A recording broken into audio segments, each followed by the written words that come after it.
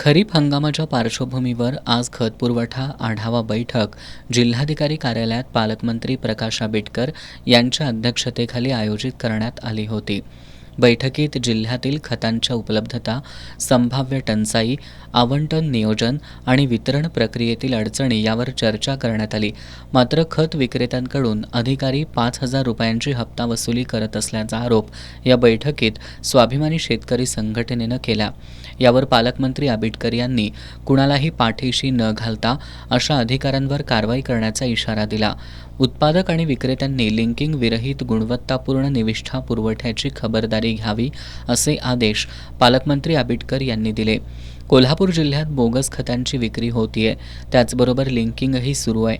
याबाबत कारवाई करण्याची मागणी स्वाभिमानी शेतकरी संघटनेचे सात्विक पाटील यांनी बैठकीत केली.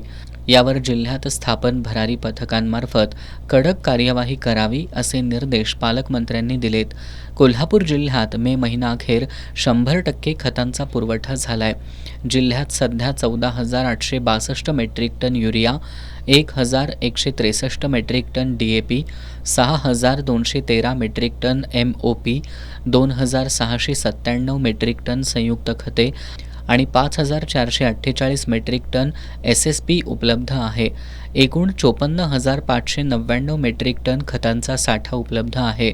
कृषी विभागानं खत उत्पादक कंपन्यांशी समन्वय साधून सर्व खतांचा मुबलक पुरवठा वेळेत आणि सुरळीत होण्यासाठी योग्य नियोजन करावं असं आवाहन जिल्हाधिकारी अमोल येडगे यांनी केलं.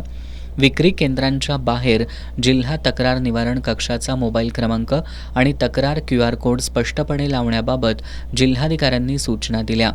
बैठकीला प्रभारी जिल्हा अधीक्षक कृषी अधिकारी नामदेव परीट, कृषी विकास अधिकारी सारिका रेपे, उपविभागीय कृषी अधिकारी अरुण भिंगारदेवे, मोहीम अधिकारी सुशांत लवटे, जिल्हा गुणवत्ता नियंत्रण निरीक्षक संभाजी शेनवे, कृषी अधिकारी पंचायत समिती, खत उत्पादक कंपन्या प्रतिनिधी आणि वितरक प्रतिनिधी उपस्थित होते.